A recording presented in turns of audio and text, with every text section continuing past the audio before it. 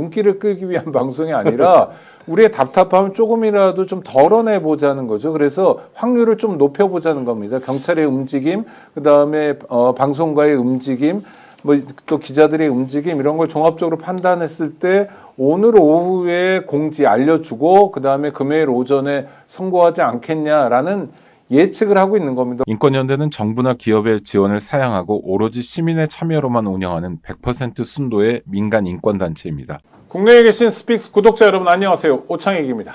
오늘도 긴급 편성으로 오후에 찾아뵙습니다. 윤석열 탄핵 심판일이 하염없이 길어지고 있습니다. 오늘은 선고일을 발표할까요? 오늘이 아니라면 또다시 다음 주에 연기되는 건 아닌가요? 연기된다면 과연 언제쯤 할까요?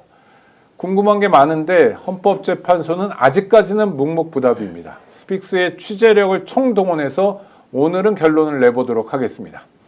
오늘도 최고의 전문가 두 분 모시고 우리의 궁금함, 우리의 답답함을 함께 풀어보도록 하겠습니다. 최고의 평론가죠. 김종욱 평론가 오셨습니다. 어서 오십시오. 예, 안녕하세요. 김종욱입니다. 네, 정계환 평론가도 오셨습니다. 안녕하십니까. 반갑습니다. 일단 약간 충격적인 소식인데요. 네. 국회의원도 하고 계시고 또 대선 후보이기도 했고 무엇보다 의사였던 안철수 씨가 망언을 했네요. 예, 망언을.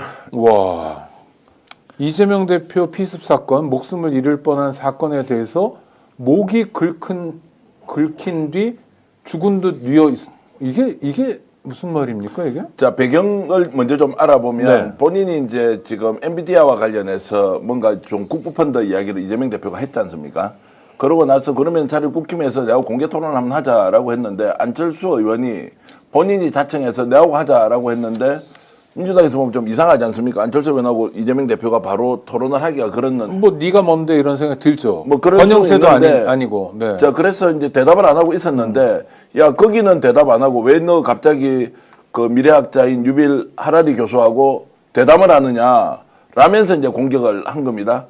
그러면서 그 이제 내용으로 지금 뭐 얘기했듯이, 자, 안철수가 그렇게 본 모양이죠. 지난번에 이재명 민주당 대표가 쓰러져서 정말 목숨을 잃을 뻔 했지 않습니까? 네네. 그렇게 해서 테러를 당하고 살인의 직전까지 이제 갔는데 그걸 부산에서 목을 긁힌 뒤 죽은 듯이 누워있는 이 대표의 모습, 이게 지금 본인하고 토론하지 않고 유빌 하라리 교수하고 토론하는 것에 대한 비유다. 비겁하게 왜 숨느냐라고 하면서 비유를 이제 목에 긁힌 뒤 죽은 듯이 누워있는 이 대표의 모습과 너무나 지금 당신이 하는 상황이 유사하다 이렇게 이제 하니까요. 민주당이 지금 발칵 뒤집어졌습니다. 민주당이 아니고 민주당원들이 정말로 이렇게 할 수 있냐, 이 사람이야 뭐 이런 이야기가 지금 막 쏟아지고 있습니다. 그러니까 꼭 민주당은 아니더라도요. 사람이 다른 것도 아니라 목숨 문제에 대해서는 그래도 일정한 태도를 보여줘야 되는데 의사 아닙니까 이 사람은? 안철수. 그때 아시겠습니다만 의사가 1mm라도 더 들어갔으면 생명을 잃을 수 있었던 상황이었다라는 얘기를 본인이 들었다면, 본인이 의사면 이 사태가 얼마나 유중한 사태인 것이고 또 이 사건이 발생한 게 그냥 우발적 사건이 아니잖아요. 그러니까요. 테러라고 하는 우리 사회에서 있으면 안 될 정치인에 대한 테러 행위가 벌어졌고 그 테러 행위 때문에 야당 당대표이고 대선 후보 1위를 달리고 있는 정치인의 생명이 왔다 갔다 한 상황입니다. 전 이런 행태에 대해서 그냥 일반인 같아도 이런 말을 할 수 없을 텐데 의사 출신에 또 본인이 정치를 했었고 정치할 때 또 이쪽 민주당 쪽에서 몸을 담았던 인물이 자기의 정치적 이익 때문에 이런 얘기를 한다라고 하는 것 자체가 상식적이지 않기 때문에 이게 정신감정 받아야 될 인간이 아닌가 이런 생각이 들 정도의 상황이에요. 조바심은 느껴져요. 그러니까 22일이죠. 유빌 하라리 와서 이재명 대표하고 면담을 하니까 이런 게 샘났을 것 같아요. 그렇죠? 또 한국의 유빌 하라리 발음도 잘 안 돼요. 유발 하라리. 예. 교수의 책이 많이 번역돼 있잖아요. 사피엔스를 네, 비롯해서. 네, 그러니까 샘 나오고 이랬을 텐데 아니 그래도 넘지 않아야 될 선이 있는 거 아닙니까? 자, 그러니까 안 의원이 이렇게 얘기를 합니다. 자, 페이스북에 올린 거죠. 네. 자, 공개 토론을 본인이 이재명 대표에게 제안을 했다. 뭐 제안은 자유죠. 근데 이재명 대표가 받을 수 있을지 없을지 모르고 이재명 대표는 오히려 국민의힘에 누군가 대표가 나와서 지금 AI와 관련된 거, 국부펀드와 관련된 토론을 하자고 했는데 본인이 이것을 역제안을 했는데, 자, 공개 토론에 대해서는 꽁무니를 빼고 세계적인 석학과의 대담을 택한 것은 총을 맞고도 피를 흘리면서 파이트를 외친 트럼프 대통령과 대비되며 이제 부산에서 목을 긁힌 뒤 죽은 듯이 누워 있는 이 대표의 모습과 너무나 유사하다. 그 본인하고 지금 토론하지 않는다고 자 대충 목을 긁혀 가지고 이제 누워 있던 그 장면을 완전히 지금 조롱하고 그리고 죽음을 앞둔 그 생명이 정말로 경각을 다투는 그 시점의 상황을 이렇게 표현한 이제 안철수 의원. 아, 이분이 새로운 정치했던 사람 맞느냐. 그리고 기업인 출신 아닙니까? 누구보다도 또 IT 분야. 그리고 이런 데서 국민들로부터 엄청나게 신뢰를 받고 한때는 대선 후보 이재명 민주당 대표하고 손을 잡으려고 했고 실제 손을 잡았고. 네. 아, 문재인 전 대통령하고 손을 잡았고. 단일화했었죠. 그리고 이재명 민주당 대표하고도 지난번 대선 과정에서 양쪽 다 러브콜을 받은 상태에서 이재명 대표도 함께 정치를 하자, 공동정부 구성하자고 했을 때 윤석열 쪽으로 갔단 말이죠. 이 사람이 지금 이렇게 얘기를 해버리니까 분위기에 편성하는 것 치고도 너무하다. 어떻게 안철수가 이럴 수가 있느냐. 안철수마저도 이렇게 된 것이냐라고 하면서 원래 안철수가 이런 사람이냐 아니면 특정한 상황이 안철수를 이렇게 만들고 있느냐라는 질문을 두 가지 동시에 할 수밖에 없는 거 아니냐고. 근데 기본적으로 이게 정신 이상이 아니라면 정신 이상적인 질환이 아니라면 이런 발언을 할 때에는 정치는 정치적 배경이 분명히 있는 거잖아요. 제가 볼 때 뻔한 거죠. 본인 이번에 대선 후보로 나오고 싶겠죠. 대선 후보로 나오려면 누구에게 지지를 받아야겠습니까? 극우 집단한테 지지를 받아야겠죠. 그럼 극우 집단이 가장 좋아할 얘기가 뭡니까? 소위 지금 극우 집단이 악마화가 있는 이재명에 대해서 이런 발언을 하게 되면 거기에 열광하지 않겠어요? 그러니까 제가 볼 땐 정치적인 자기 노림수 때문에 소위 이 인간이라면 할 수 없을 발언들을 해대면서 그쪽 사람들에게 지지를 얻어내서 어떤 형태로든지 국민의힘에서 입지를 어떤 확보하고 이후에 조기조선 과정에서 의미 있는 자기의 지지율을 만들어내기 위한 거라고 밖에는 달리 표현할 수가 없는데요. 이런 정치 왜 합니까? 이런 정치 하지 말아야죠. 본인의 의사라고 얘기하면 선서한 거 아니에요? 생명을 살리겠다고? 생명을 살리겠다고 선서한 자가 정치인이 됐다라는 이유 때문에 이런 식의 발언을 해대는 사람이 정치를 하면 윤석열과 똑같은 길을 갈 거 아닙니까? 제 생각에는 이게 이제 극우들이 지금 준동을 하면서 사실 아닌 걸 가져와서 신앙처럼 뭔가 주장을 하고 그렇게 하면서 세력을 규합하잖아요. 네. 그럼 안철수가 이렇게 해서 이재명을 조롱하는 수준을 넘어서 아예 이재명이 완전히 새빨간 거짓말쟁이고 그 당시 상황을 연출로서 국민들에게 쇼를 한 것이다라는 것을 보여주는 것은 사실관계에 전혀 부합하지 않지만 이렇게 주장하는 것은 결국 극우들이 안철수에게도 관심을 가지고 차라리 너 이재명 공격했으니까 야 너도 우리 편이야 이제부터 우리 안철수도 손잡고 가볼까라고 하는 기대를 누구로부터 정광훈이나 예를 들어서 세계로 교회 쪽으로부터 광화문파 여의도파 이렇게 받아보려고 하는 목적이 아니라면 본인이 이렇게 했겠느냐. 또 저는 하나 더 생각하는 것은 안철수가 실제로 본인이 썼겠느냐 아니면 참모들이 써주는 것을 확인해주고 컨펌을 했겠느냐. 이것도 이제 생각을 해보면 이게 아니라면 빨리 사과해야 된다.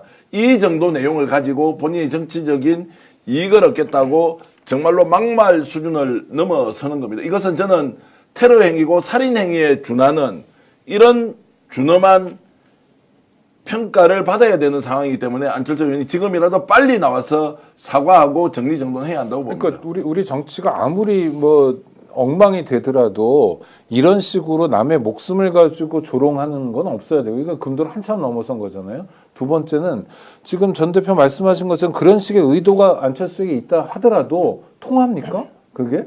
그래서 원하는 걸 얻을 수 있을까요? 안철수는 이런 식으로 하면 대통령이 될 수 있나요? 제가 볼 때 지금 상황을 보면 저는 그렇게 했을 때 정책 이득이 있다라고 생각을 해보시죠. 지금 김나윤이라고 얘기되는 소위 김기현, 나경원, 윤상현 하는 짓거리 보십시오. 네. 하는 발언 보십시오. 상식적인 사람이라면 할 수 없는 발언들을 대중 앞에서 계속 해대고 있는데 그럼 그들이 그런 발언을 왜 할까요?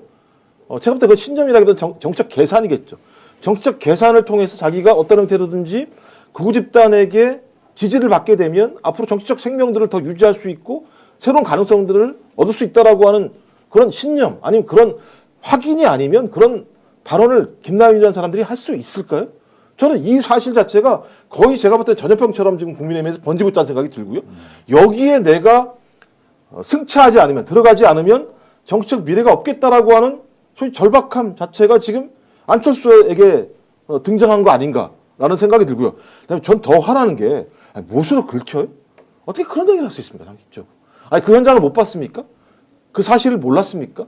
그러니까 이렇게 해서라도 저희 국민의힘 내부에서 정치적인 생명을 연장하겠다라고 하는 사고를 가진 집단들이 지금 뭉뚱그려 있고 그 차를 안 타면 정치적으로 죽을 수밖에 없다라고 판단하는 거예요.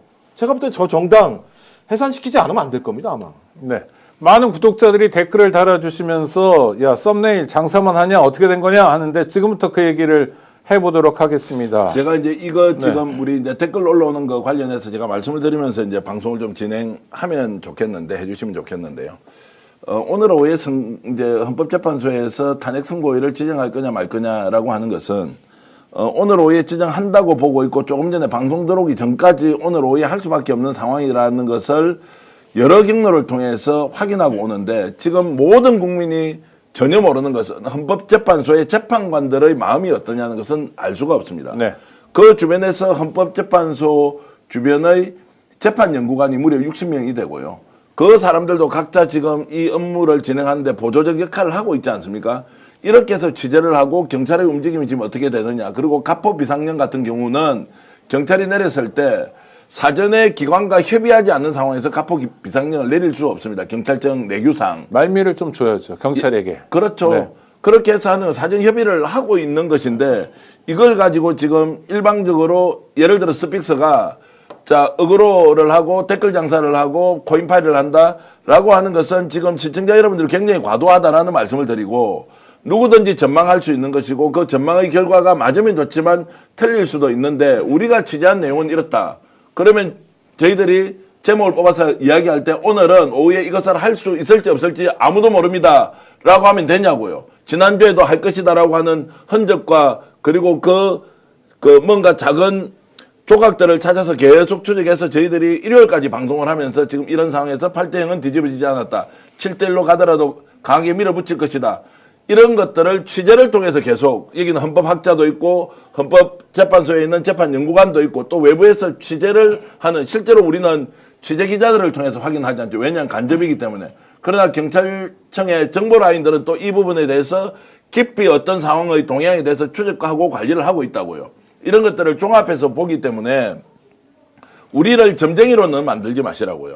야, 너 틀리면 야 스픽스 문 닫아라 이렇게 갈 일은 아니라고요. 다만 이 순간까지 쉬지 않고 취재를 하면서 정보를 전달해드리려고 하는 노력에 대해서는 최소한 인정을 해줄 필요가 있다. 이렇게 저는 지금 말씀을 근데 드리겠습니다. 이게 스픽스를 욕하는 게 아니라 우리 구독자들의 마음이 국민들의 마음 같아요. 네. 그러니까 한순간도 사실 기다리기가 어려운 거예요. 사실 일반적으로 형사재판 같은 경우에는 그 사람의 명운이 걸린 문제여도 뭐 기일이 1, 2주 연기되거나 한두 달 연기되고 이런 거 아무것도 아니거든요. 그런데 탄핵 심판이 우리 생각만큼 빨리 나오지 않는다. 제때 나오지 않는다고 생각하니까 그때부터 너무 힘들고 특히 윤석열 구속 취소 이후에 우리가 힘든 거죠. 그런 마음들이 여기 댓글로 이렇게 쭉 나오는 거 아닙니까? 아, 그러니까 뭐 저도 답답하고요. 네. 뭐 저도 답답한 정도인데 저희 이런 방송들을 이렇게 들으시는 분들 입장에서는 더 답답하실 것 같고 해도 계속 결론이 안 나오니까 전 충분히 그 마음 이해가 되고요. 아마 저희들이 그런 마음들을 잘 받아 안아서 좀 더 자세한 내용들을 가지고 설득력 있게 예를 들면 선고를 안 하더라도 선고 기일을 발표하지 않더라도 왜 안 하는지 좀 설득력 있게 얘기를 해야 되는데 저희 같은 경우도 정보가 그렇게 명확한 건 아닌데 느낌이 그런 겁니다. 일단 기본적으로 노무현 전 대통령 같은 경우는 이틀 전에 오후 1시에 선고 기일을 얘기했고요. 박근혜 전 대통령 같은 경우는 5시에 이틀 전 선고 기일을 얘기했습니다. 그러니까 지금 1시까지 얘기가 안 나오니까 5시, 오늘 5시 정도에 21일 날 오전에 윤석열에 대해서 선고를 한다면 오늘 오후 5시쯤에는 통례적으로 나와야 되는 거 아닌가라는 판단들이 하나인 것 같고요. 또 하나는 지금 종편이나 아니면 케이블 TV나 특집 방송들을 지금 편성을 하고 있는 것이 사실인 것 같습니다. 저 같은 경우도 오늘 연락이 왔었는데 11시 반부터 한 1시까지 방송 출연할 수 있겠느냐? 근데 제가 다른 게 있어서 못 간다고 얘기했었는데 그럼 편성을 할 정도라고 한다면 이것이 헌재에서 뭐가 나온 11시 건 반이 언제 11시 반이? 21일 날이요. 네네. 그러니까 10시쯤 선고를 하면 뭐 한 11시 정도면 다 끝날 거고 그때부터 이제 특집 방송이 막 돌아가지 그렇죠, 않겠습니까? 그렇죠. 네. 그럼 제가 볼 때는 10시부터 하는 팀들도 있겠죠. 네. 팀들을 막 배치하니까 한 팀까지 다 할 수 있는 게 아니라 그래서 1시간 단위로 팀을 바꿀 테니까 뭐 이런 것들도 있기 때문에 종편이나 어떤 케이블 TV 또는 지상파 같은 경우도 어떤 형태로든지 그날을 가능성이 매우 높은 날로 보고 방송을 편성할 수 있다는 거 하나. 또 하나는 다음 주 26일 날이 이재명 당대표 2심 판결입니다. 저는 그 이후에 나오게 되면 어떤 일이 벌어지느냐? 헌법재판소는 헌법을 지키는 기구, 최상의 기구입니다. 근데 그 순간 그 이후에 발표를 한다면 헌법재판소가 헌법을 지키는 기관이기보다는 매우 정무적인 판단을 한다는 정치적 오염에 빠질 가능성이 매우 높습니다.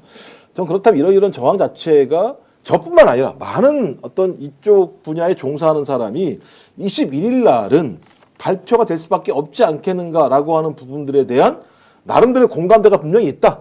전 그래서 오늘 오후 5시 또는 내일 오전 또는 아니면 1시 어떤 헌법재판소가 선거기를 발표하는 내용들을 좀 지켜보시면 될 거라는 생각이 듭니다.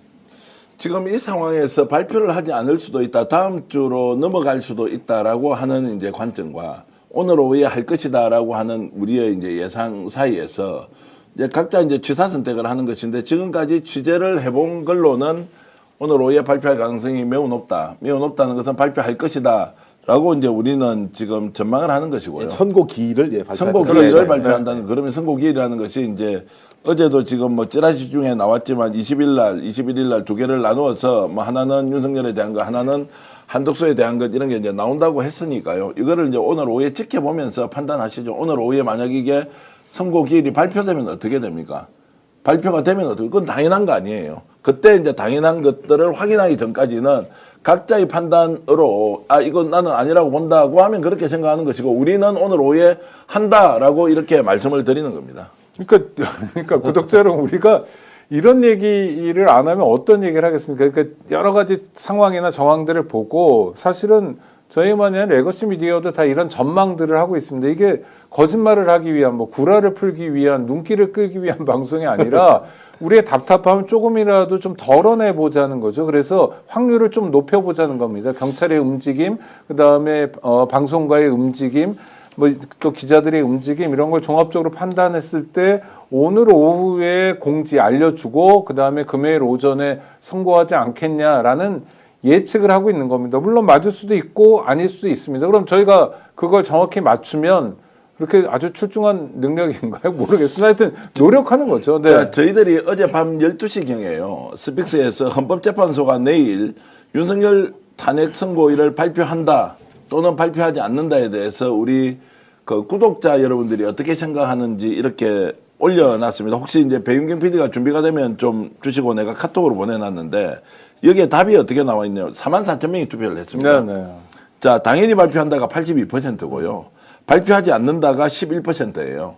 그리고 모르겠다고 하는 분이 한 7% 정도 됩니다. 자, 이거는 그러면 스픽스를 보고 있는 우리 구독자 여러분들이, 시청자 여러분들이 이걸 어떻게 생각하냐라고 했을 때 82%는 내일 당연히 발표한다라고 보고 있고요. 그리고 발표하지 않는다가 11%, 모르겠다가 7% 이제 이렇게 나와 있다는 것도 자, 예상이라는 것은 자, 저렇게 이제 뜨지 않습니까? 민심체크 헌법재판소가 내일 윤석열 탄핵 선고일을 발표한다 하지 않는다 이렇게 물어보니까 저런 정도로 나왔다는 것은 오늘 발표할 가능성이 매우 높다라는 것이 지금 민심이고 여론이다라는 말씀을 드리고 여기에 저희들은 구체적으로 취재를 하는 것이 있으니 오늘 오후까지 보시면 우리 판단이 맞는지 아닌지 확인할 수 있다는 말씀도 드립니다. 그러니까 이제 많은 분들이 아마 썸네일 때문에 그러시는 것 같아요. 오늘 썸네일 보니까 오늘 오후 윤 탄핵 선고일 공지. 예.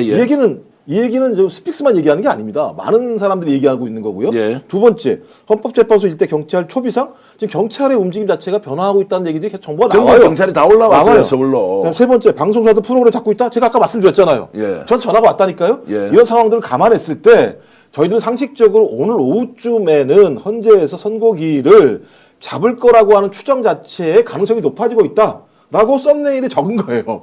저런데 이거 가지고 와 억울하다고 말씀하시면 정보가 아예 없으면 이건 진짜 억울하죠. 근데 예. 정보 내용들을 가지고 지금 말씀을 드리는 거예요. 근데 만약에 안 했어. 그럼 스픽스 잘못이 아니고요. 헌법재판소가 설명을 해줘야 되는 거예요. 이 부분과 관련해서.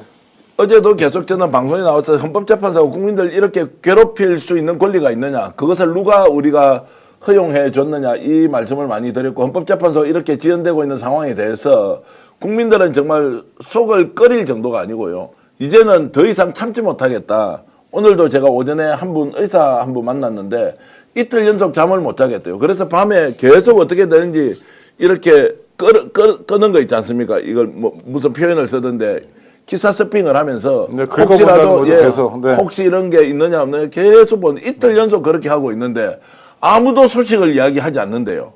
그럼 어떤 것만 있느냐?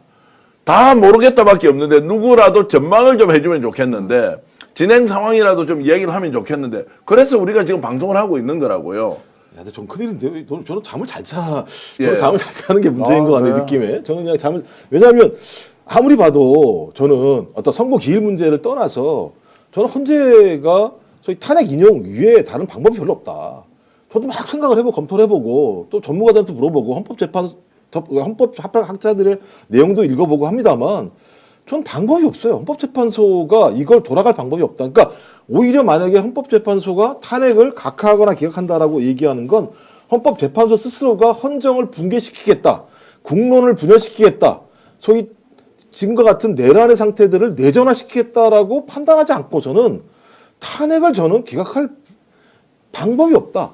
생각을 하기 때문에 저는 조금만 기다리시라. 뭐 제가 기다리시라 이렇게 말씀드리면 또 나중에 내시겠습니다만 또 중요한 아니, 그러니까- 단서를 하나 예. 두 가지 말씀드리면 하나는 어제 이제 박성재에 대한 탄핵 심판 변론할 때 정청래 국회 법사위원장이 선고 시기에 대해서 고지에 대해서 분명한 입장을 얘기했습니다. 국민들이 지금 이런 상황이니 밝혀라라고 했고요. 또 하나 이거 아주 중요한 겁니다. 왜냐하면 국회 탄핵소추 책임자니까요. 정청래 의원이. 두 번째는 오늘 오전에 이재명 민주당 대표가 헌재에 대해서 아주 단호하게 이야기했습니다. 신속한 판결을 촉구한 거죠. 근데 이재명 대표 같은 경우에 여러 가지 걸려 있는 게 있지 않습니까? 왜냐하면 탄핵이 인용되는 순간 대선 후보로 옮겨가야 되고 뭐 이런 문제가 있는데, 그러니까 두 사람의 얘기는 굉장히 귀담아 들어야 될 얘기가 아닌가 싶은데요. 네, 전 대표. 최악의 상황에 대비하자 이 말이 뭐냐면 각자 책임을 다하라고 마지막까지 촉구하는 것이라고 보고 최악의 상황은 기각될 거기 때문에 거기에 맞춰서 우리가 무슨 이제 내부에서 극심한 혼란이 올 것을 우리가 미리 대비하고 이런 게 아니고 여기에 대해서는 책임 있는 주체가 누굽니까? 헌법재판소에서 빨리 판결을 해야 한다라는 것이 분명한 것이고 그걸 하라고 촉구하는 상황이죠. 제가 지금 바깥에서 도는 이야기 중에 실제로 저한테 매우 영향력이 큰 유튜버, 보수 유튜버 쪽에서 정경환 대표가 지금 파악하고 있는 정보는 사실과 다름, 실제 그렇게 안 될 것임이라고 보내더라고요. 그 사람들은 헌법재판소 재판관들한테 이야기 직접 듣고 하는 겁니까? 저는 그것이 아니라고 보죠. 이 정보를 관장하고 통제하는 쪽은 저는 한 군데가 있다고 생각하고 증거가 불명확하기 때문에 말씀은 드릴 수 없지만 어느 한 군데서 일괄적으로 정보를 통제하는 라인, 소위 말하는 이것이 정치 정점화되고 여론화 작업을 통해서 마치 5대3이나 4대4가 될 것처럼 이야기하는 축이 있고 그것은 제가 한 두 군데에서 얘기를 들었습니다. 이걸 퍼뜨리자마자 동시다발적으로 마치 사실인 것처럼 언론, 유튜브를 통해서 막 퍼나르고 이것을 보수 언론이 다시 받아서 반복하는 과정을 거치고 있다고요. 자, 이것이 실제로 헌법재판소 내부 사정을 반영한 것이냐? 저는 아니라고 보죠. 그런데 그것이 마치 사실인 것 같으니 헌법재판소 내부에서 자 4대4, 5대3이 될 수 있다는 것과 8대0이 흔들림 없이 지금 가고 있다. 최악의 경우 7대1이 될 수도 있다라고 하는 것이 대비되는 두 가지의 전혀 다른 사실 이것이 충돌하고 있는 거 아니냐라고 하지만 한쪽은 사실관계에 근거해서 가는 것이라기보다는 정치적 목적을 가지고 이렇게 퍼뜨리는 것이고 한쪽은 조그마한 조각과 흔적을 가지고 퍼즐 맞추기를 정말로 집요하게 하면서 8대0과 7대1이 바뀜이 없다라고 하는 것이라는 것도 제가 시청자 여러분들께 분명히 말씀을 드립니다. 근데 구독자님 중에 김철호님이 헌재에 아마 웹사이트 얘기하시는 것 같아요. 들어가서 보니 오늘 일정이 없다고 말씀하셨는데 맞습니다. 헌법재판소가 선고일을 공지하는 건 이렇게 하지 않고요. 기자들에게 문자를 발송하는 방식으로 하겠다고 했습니다. 그러니까 오늘 예를 들어서 오후 5시에 또는 뭐 오후 2시에 기자들에게 일괄 문자가 가는 방식이어서 웹사이트에 오늘의 일정 해가지고 미리 공지가 되지는 않는다는 거 말씀드립니다. 네, 김정욱 박사님. 이제 뭐 말씀하셨던 것처럼 5시면 그 이전에 소위 피소추인단에게 보내겠죠. 선고를 언제 하겠다. 거기에 대해서 예를 들면 그 고지가 끝나고 나면 거기 맞게 5시쯤에 예를 들면 기자들한테 문자를 해서 보내겠죠. 그러니까 지금 제가 볼 때 아직까지 시간과 과정이 남아있다라는 말씀을 드리고 계속 지금 나오는 게 뭐 4대4다. 그 다음에 뭐 5대3이다. 이런 얘기를 하는데 4대4라고 얘기하는 건 기본적으로 절차적인 문제가 있어서 소위 각하하는 문제와 관련된 내용들이 있는 것 같고, 제가 기각이 5대3이라고 얘기하는 건 뭐냐면 매우 보수적인 사람 헌법재판관이 3명이 있다. 제가 이 논거 이거밖에 없는 상황이에요. 근데 지금 2, 3일 전부터 절차적 하자가 무엇이 있는지에 대해서 계속 언론에서 확인하는 절차가 나오잖아요. 제가 몇 가지 말씀을 드리면 형사재판 진행 중인 것 관련해서는 헌재 탄핵 심판도 절차를 중지해야 된다, 정지해야 된다 이런 얘기가 있었는데 다 확인된 거잖아요.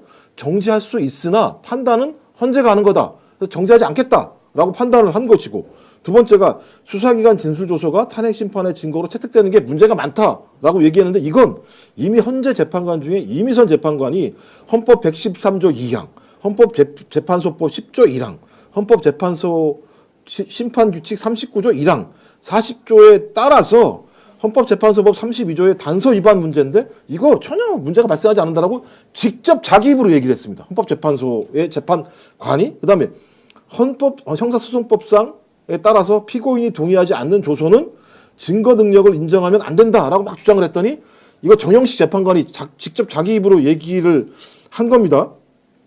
아무런 문제 없다. 준용 그 근거가 있기 때문에라고 얘기를 했어요. 그다음에 또 하나가 맨 마지막이 방어권 미보장 얘기한 거예요. 그랬더니 내용이 나오는 게 뭐냐면, 야, 우리가 그냥 무제한 다 줬잖아. 윤석열 다 얘기할 수 있게. 그래서 윤석열이 1시간 8분 동안 얘기했잖아. 뭐가 문제가 있어라는 얘기가 나오기 때문에 절차적 문제는 없을 거다. 그럼 남아있는 게 뭐겠습니까?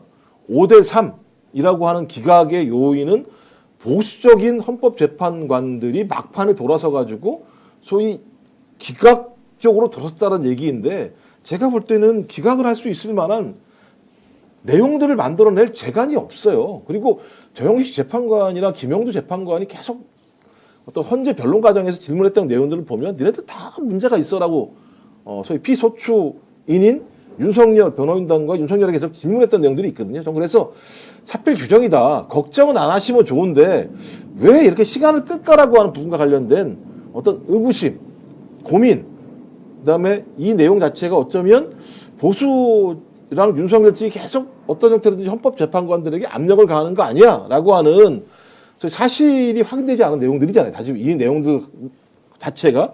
전 그래서 제가 볼 때는 이 부분과 관련해서 국민들이, 아니면 이걸 들으시는 분들이 노파심이나 의구심이나 아니면 공포를 갖지 않으셨으면 좋겠다라는 생각을 좀 가지고 있어요.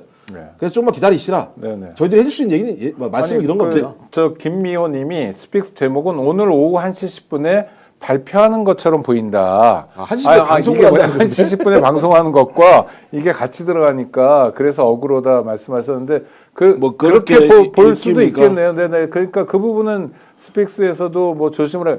1시 10분은 지금 이 긴급 생방송 형성 시간을 지금 우리가 이야기하는 거죠. 네네. 1시 10분에 한다는 건 아니고요. 그래서 그다음에 항상 이렇게 붙어 있는데. 네네. 예. 진호님 아니 그러니까 그렇게 보이는 거죠. 예. 보일 수 있다라는 건 뭐 인정할 수 있는 거고요. 1시 10분 이거를 지금 뭐 제작진에서 뺄 수 있으면 지금 이제 생방송 시작했으니까 네네네. 생방송으로 해놓고 오후 1시 10분 오늘 오후 윤 탄핵 선고일 공지, 이걸 오후 1시 10분은 우리 방송 시간에 대한 고지인데 그러니까 할 이거 할 이유가 없잖아요. 아니 그러니까 그게 뭐냐면 우리 구독자들의 마음인 거예요. 아, 그러니까요. 예, 저렇게 하는 거 아니냐 이런 거. 또 진호님이 슈퍼챗을 쏴주셨는데 이럴 때일수록 서로 탓하지 말고 똘똘 뭉쳐야 합니다. 화이팅입니다라고 슈퍼챗을 보내주셨습니다. 감사한 마음이고요. 이 마음이든 저 마음이든 다 같은 마음이라고 생각됩니다. 그러니까 1시 10분에 공지한다고 보고 들어왔다 이런 분들도 있고요. 근데 그렇게 오해 소지가 있었던 거는 저희가 바로 잡도록 하겠습니다. 바로 잡겠습니다. 그렇게 오해했다면 사과드리고요. 오후 1시 10분은 원래 긴급 편성이 오후 1시 10분에 시작되는 일종의 데일리로 매일 하는 방송이지 않습니까? 그 방송 시간에 대한 것인데 이건 지금 제작진이 수정을 하시면 좋겠습니다. 백경록 본부장이 보고 이 부분은 빼든지 지금 이렇게 해서 좀 수정을 해놓을 필요가 있다고 생각하고요. 네, 근데 자, 제가 이제 이 말씀을 네. 좀 드리고 싶은데 오늘 오후에 발표한다고 저는 계속 전망을 하고 있습니다. 지난 금요일 날 우리가 그렇게 되기를 바라던 바도 있었고 아니면 월요일쯤에는 날짜를 지정할 것이다 뭐 이렇게 했는데 계속 밀려가고 있죠. 여기에 대해서 우리 잘났다 이런 거 아니고 우리도 전망 잘못한 거 있지만 오늘이야말로 이것을 더 이상 미뤄서는 되지 않는다라는 이제 판단이 있고 오후에 할 것이다. 만약에 이제 오후에 하지 않습니까? 그럼 그때부터는 다 내가 오늘 오후에 할 거라고 전망하지 않았느냐 이렇게 돌아갈 가능성이 높고요. 그렇죠. 네. 다 모른다고 하면 어떻게 하냐고. 그러면 다 모른다고 하면 헌법재판소가 어떤 특권을 국민으로부터 부여받았길래 이 사람들은 시간도 얘기하지 않고 국민들이 이렇게 결론을 기다리고 있는데 자기들 내부 사정 때문에 무조건 이렇게 딜레이하고 지체하고 있는 것을 우리가 용납해 줄 수 있느냐. 오히려 헌법재판소를 욕하면서 헌법재판소를 비판하고 왜 당신들이 민심을 그대로 받아 앉지 않느냐라고 저는 오히려 우리가 좀 비판을 하는 것이 맞다 이런 생각을 하고 있습니다. 아니 그러니까 우리는 그냥 헌법재판소의 결정만 잠자코 기다려야 되는 사람들인 거고 그게 민주주의인가요? 그런 민주주의가 어디 있습니까 도대체? 네. 어제 아주 충격적인 보도가 나왔는데 추미애 의원이 확인한 건데 군에 갔다 오신 분들은 영현이란 말 아마 들어보셨을 텐데 영현 물품 그러니까 골판지로 된 관 그다음에 이제 천막 플라스틱 등으로 된 그 뭐죠? 관 비슷한 거죠. 시체 처리할 수 있는 물품 이거를 3,000명분을 준비했다 이런 게 나오는데 이거 무서운 얘기 아닌가요? 이게 무서운 정도의 수준이 아니고요. 그러니까 이건 예를 들면 어쩌면 노상원 수첩에 나와 있었던 소위 이제 수거 대상들이라고 하는 게 그 당시 뭐라냐 수거 대상의 숫자가 어디까지냐 그랬을 때 이거 수천 명 단위로 올라간다라고 얘기를 했었습니다. 그렇다면 그 수첩의 내용에 의하면 적어도 수천 명이 내란 과정에서 수거가 된다. 수거가 된다라고 하는 건 사망한다라고 하는 것을 전제로 하는 것이고 거기에 대한 많은 얘기들에 대한 제보들을 소위 그 한동훈 그다음에 김어준 이런 분들은 직접 전화로까지 제보를 받은 상황이었어요. 그래서 아무리 그렇다고 하더라도 이렇게 할 수 있겠는가라고 얘기했었는데 지금 말씀하신 영현백이라고 얘기하고 있는 또 그다음에 영현백이 아니었을 때는 그 뭐 종이로 만든 관 같은 경우에 대해서 가격을 물어봤다라고 하면 그 부분은 그런 문제들이 발생했을 때 그런 조치를 하려고 하는 내란 세력들의 사전 준비가 매우 치밀하게 진행이 됐었고 구체적으로 그 실행을 위해서 문의까지 했다라는 것이기 때문에 이건 사례를 전제로 했다라는 것이 만약에 이 부분과 관련해서 이후 수사 과정에서 밝혀지게 된다면 드러나게 되는 거죠. 그렇다면 이 내용을 누가 알았겠습니까? 적어도 윤석열, 김용현은 알았다는 거 아니겠어요? 그냥 예를 들면 뭐 두 사람도 몰랐는데 아래에서 이런 행위를 했겠습니까?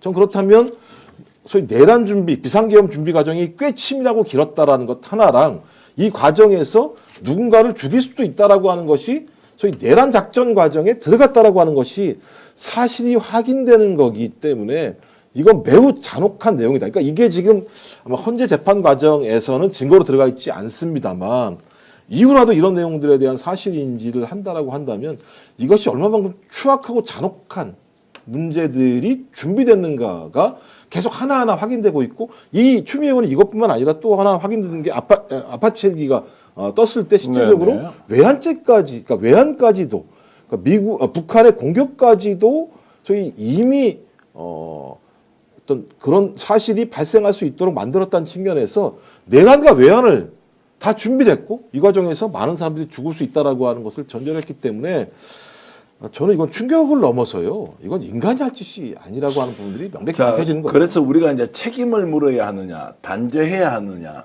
이제 좀 더 가면은 저희들이 처단한다는 말은 군사 용어로 예를 들어 전쟁을 일으킨 범죄자를 현장에서 적결 처분을 한다거나 총살을 한다거나 이런 게 있지 않습니까?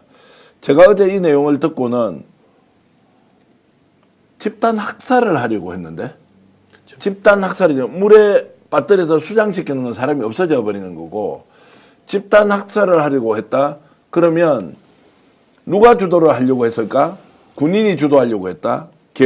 그러면 계엄군이 되겠죠. 이걸 누가 지휘했지?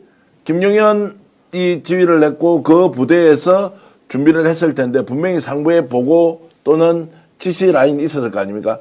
이거 수사하면 드러나지 않겠습니까? 자, 수사하면 드러날 테니 반드시 수사에서 진상을 명명백백히 밝혀야 한다. 누가 지시를 했는지. 그리고 그걸 준비한 목적이 있을 거 아닙니까? 그러면 그것이 집단 학살을 대비했다 그러면 그 집단 학살의 대상자가 누구냐? 바로 국민일 거 아닙니까? 그럼요. 자, 그래서 제가 다시 오버랩 되는 게 하나가 있죠. 외부에서 취재를 해봤을 때 과거에 국가보안법과 관련된 사람들은 다시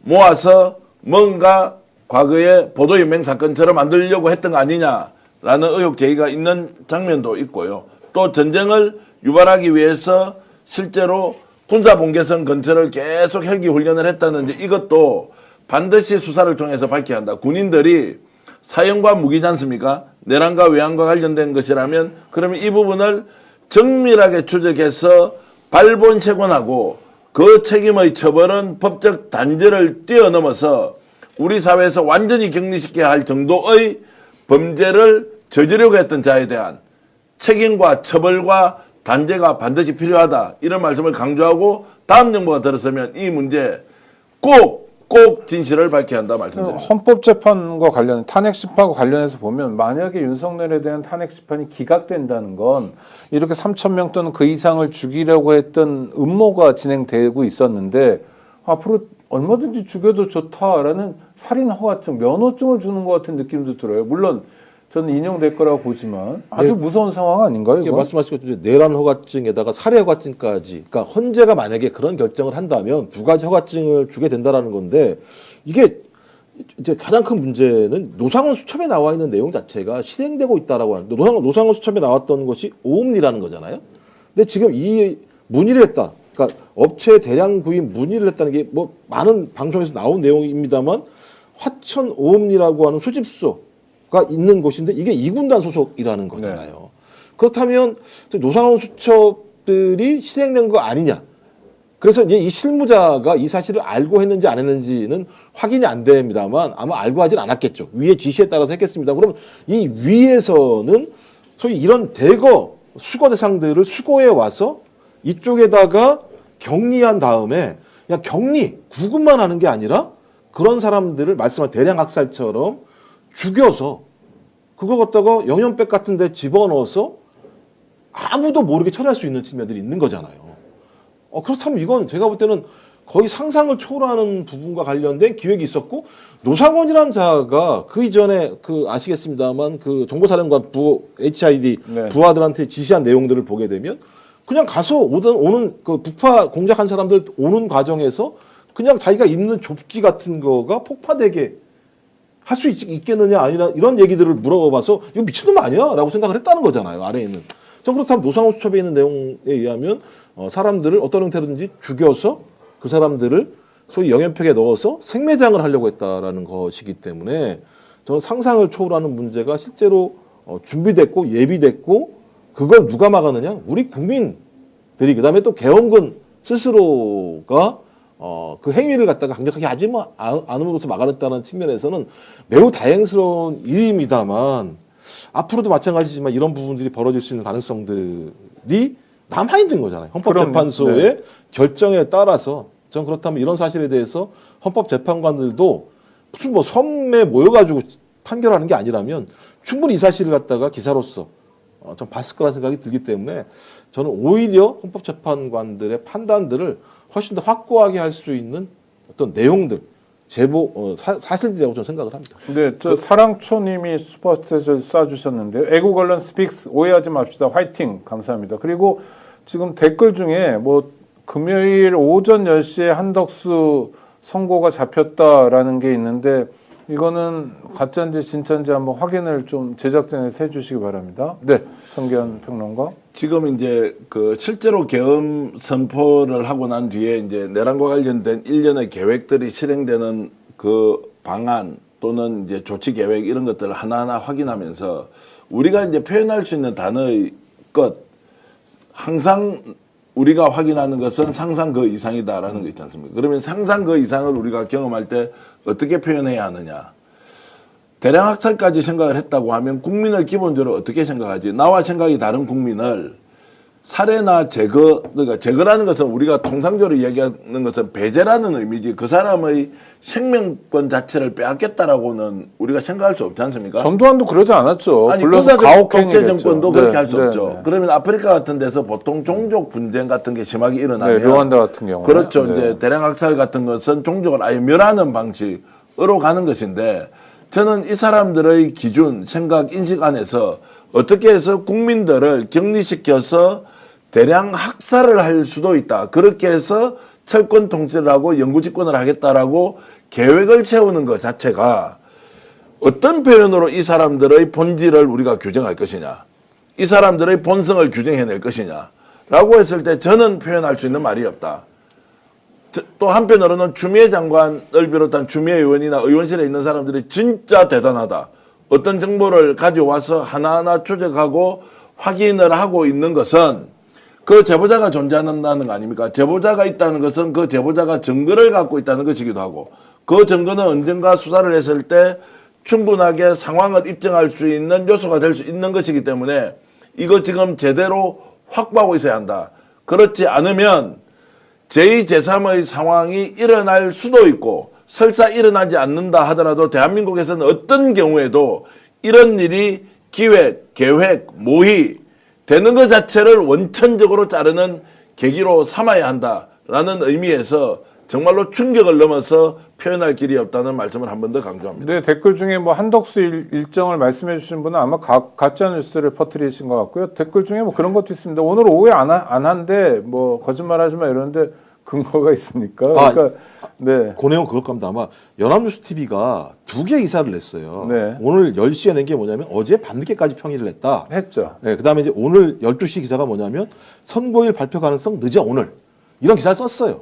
그러니까 제가 볼 때는 다 추정이에요. 그렇죠. 사실 확인이 된 게 아니라 연합뉴스 TV 기자들이 헌재 주변에서 여러 가지 상황들을 보니까 이거 오늘 가능성이 낮은 것 같은데라는 얘기를 했었기 때문에 연합뉴스 TV의 기사 내용들을 가지고 그러니까 스픽스가 얘기한 건 믿을 수가 없고 연합뉴스 TV가 얘기한 건 믿을 수 있다라고 하는 이 논리가 되지 않기 때문에 제가 볼 때는 이것도 그냥 서로의 추정 기사들이 나오는 거다라고 보시면 될 것 같고 우리가 아는 전례는 뭐냐면 박근혜 때는 오후 5시에 이틀 전 선고 기일이 발표됐다. 그러니 적어도 오늘 5시 전으로 해서 헌법재판소가 어떤 형태로든지 선고 기일에 대해서 발표를 할 것이다라고 저희는 추정하는 것이고 만약에 발표를 하지 않는다면 제가 볼 때는 다시 또 오늘 오후부터 엄청난 기사들이 쏟아져 나오기 시작하겠죠. 이게 네. 뭐냐? 아니 사실도 명확하고 소위 예를 들면 이것을 중대성도 명확한데 왜 기일을 통상과 다르게 일주일을 더 끌고 있는데 일주일 이후에도 결론이 안 난다고 얘기한다면 내부에 중대한 문제가 발생한 거 아니냐라고 추정해 보면서 오늘 저녁에 엄청난 어떤 기사가 나올 것이고 만약에 반대로 5시경에 선고기일이 지정이 된다면 아마 제가 볼 때는 모든 기사는 탄핵 인용으로 가는 거 아니야? 라고 하는 기사들이 훨씬 더 많이 나오겠죠. 네. 저는 이제 스펙스에 대해서 많은 분들이 예측하는 것이 틀렸으니까 너희들 뭐 억울하지 말 조심하라는 비판은 얼마든지 할 수 있고요. 비판을 하셔야 되고 그래야 저희들도 좀 더 신중하게 어떤 내용을 정리할 때 그런 말씀을 참고할 테고요. 또 한편으로는 지금 현재의 상황이 어떻게 돌아가는지를 듣고 싶어하는 국민들도 굉장히 많습니다. 미세한 변화가 있다 하더라도 그 미세한 변화를 우리가 설명해주고 또 논평하면서 이것이 앞으로 최종 결과에 미칠 영향은 이런 것이 있습니다라고 이제 분석해드리는 것도 굉장히 이제 중요하고요. 오늘 지금 민주당 이재명 대표가 최상목에 대해서 현행범으로 체포해도 된다고 했지 않습니까? 최상목이 어제 어떤 말 했어요? 헌법재판소에서 어떤 결정을 내리더라도 승복해야 한다고 했어요. 네. 본인은 지금 헌법재판소에서 마흔역 재판관 임명하지 않는 것이 위헌이라고 결정을 했고 그것도 선고를 했지 않습니까? 그런데 이 사람은 이행하지 않으면서 뻔뻔스럽게 나와서 국민들한테는 또는 여야 정치인들한테는 헌법재판소 결과를 승복해야 한다라고 하는 이 이중적 태도 그 최상목을 지금 가만히 둬야 합니까? 아니면 최상목이 이런 식으로 하면 어제도 지금 나서서 지가 무슨 대통령이에요? 국무총리 권한대행도 하고 경제부총리도 하면서 또 지금 법 통과에 대해서 거부권 행사를 하고 있지 않습니까? 이 사람한테 어떤 국민이 권한을 위임했어요? 자, 이런 자에 대해서 우리가 그러면 어떻게 할 것이냐라는 부분을 더욱더 저는 맹렬하게 비판하고 반드시 사법적 심판대에 세워서 이 사람의 잘못을 책임을 물어야 하고 지금도 경찰이 현행범으로 체포를 해야 한다. 국회에서 탄핵해야 한다. 다만 헌법재판소의 탄핵 선고가 지연되고 있는 상황에서 그것이 우선순위로 봤을 때 옳으냐 그러냐의 문제는 있지만 훨씬 더 심하게 비판받고 국민들로부터 지탄과 책임을 정말 묻도록 해야 하는 이런 상황의 최상목에 대해서 강하게 더 비판하고 책임을 묻는 것이 더 옳은 거 아니냐는 조금 생각을 해설을 해드리면 예. 직무유기 현행범 체포 가능하다고 그랬는데 맞고요. 직무유기죄를 지금도 범하고 있는 겁니다. 그러니까 계속 반복적으로 직무유기라는 범죄를 저지르고 있는 거고요. 현행범 체포는 뭐 경찰만 하는 게 아니라 우리 시민도 할 수 있습니다. 제 앞에 최상목이 있으면 제가 체포할 수도 있어요. 그리고 넘겨주면 되는 거거든요. 그러니까 그냥 조롱, 이재명 대표가 조롱했거나 이런 게 아니라 정말 이렇게 심각한 거다. 그러니까 지금 행정부 수반이잖아요. 대행의 대행이라 하더라도 행정부 수반이 일상적으로 범죄를 저지르는 상황. 아무리 내란 극복을 못한 상황이라도 이런 상황이 반복되고 있는 건 정말 말이 안 된다. 염치가 있어야지라는 얘기를 한 거고요.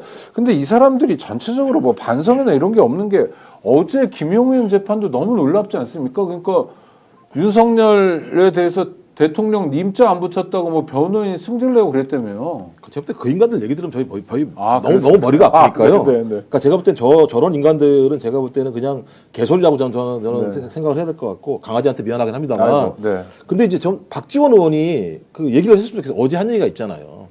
최상목한테 소위 제3의 사람을 통해서 최상목이 전달해 온 게 자신을 비난하지 말아달라. 두 번째가 자신을 탄핵하지 말아달라. 자신의 미래를 보장해달라. 이런 얘기를 소위 민주당에 있는 어떤 간부 한 명을 통해서 박지원 의원에게 전달해 왔다.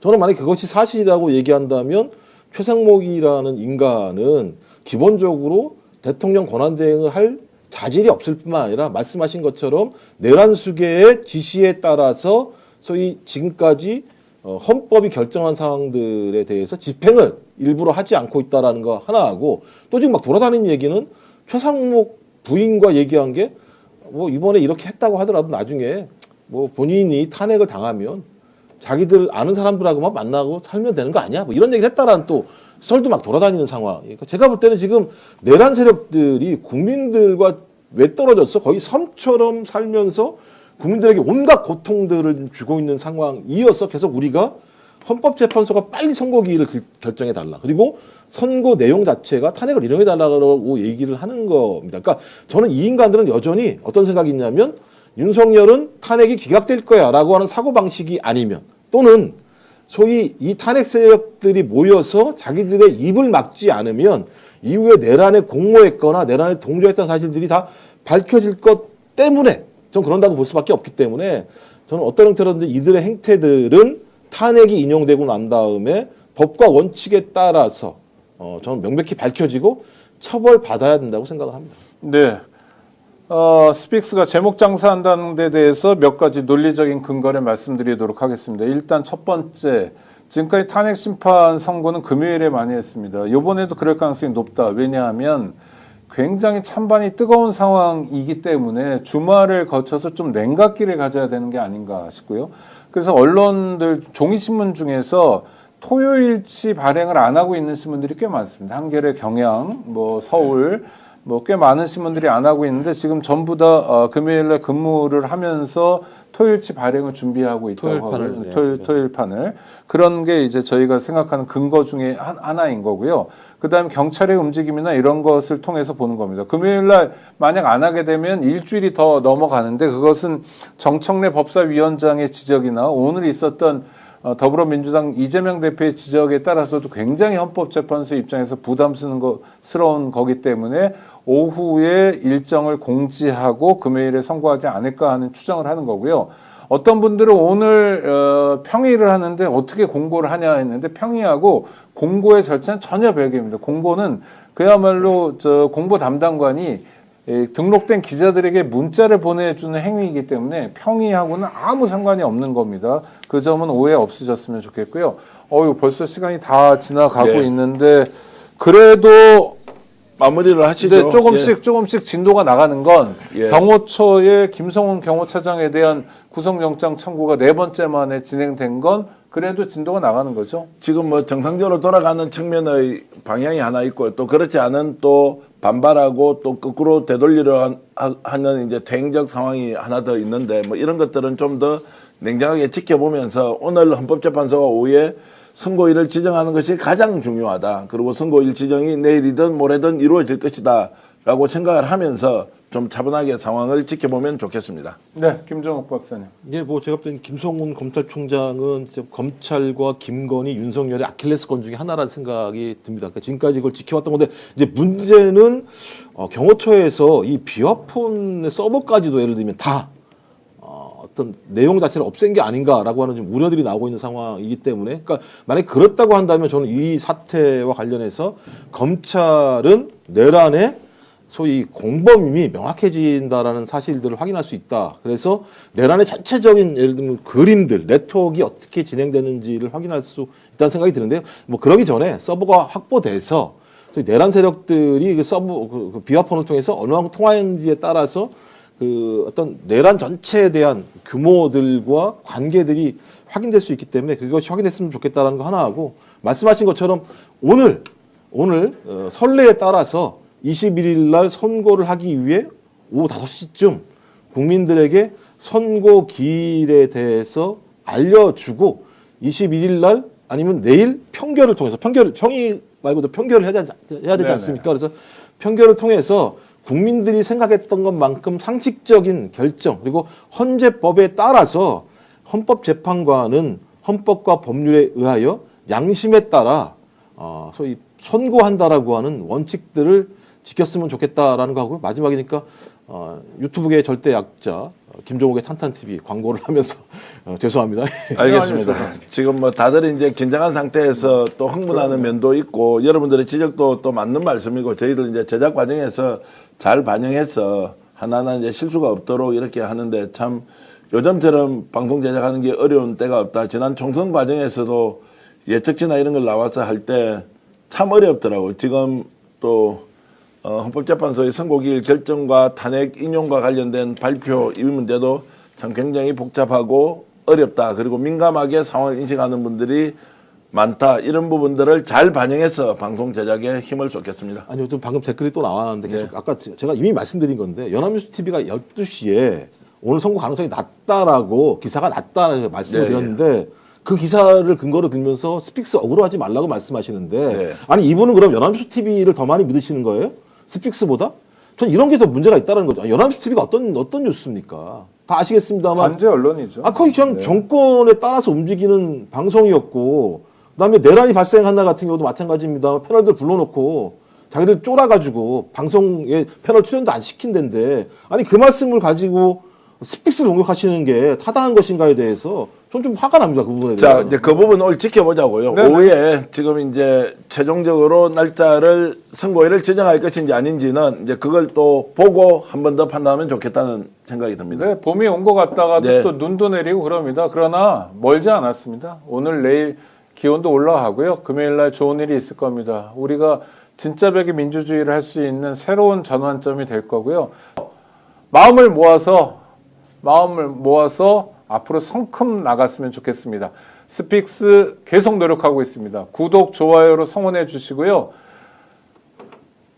우리의 마음이 하늘에 가 닿았고 그 하늘에 가 닿은 게 이번 주에 좋은 결과로 결과 지어질 겁니다. 대한민국은 대한민국 국민들이 지킵니다. 좋은 결과 나올 수 있도록 정말 기도하는 마음으로 요 며칠 보냈으면 좋겠습니다. 구독자 여러분, 그럴수록 건강하시고요. 저희도 최선을 다해 노력하도록 하겠습니다. 함께해 주셔서 정말 감사합니다. 고맙습니다.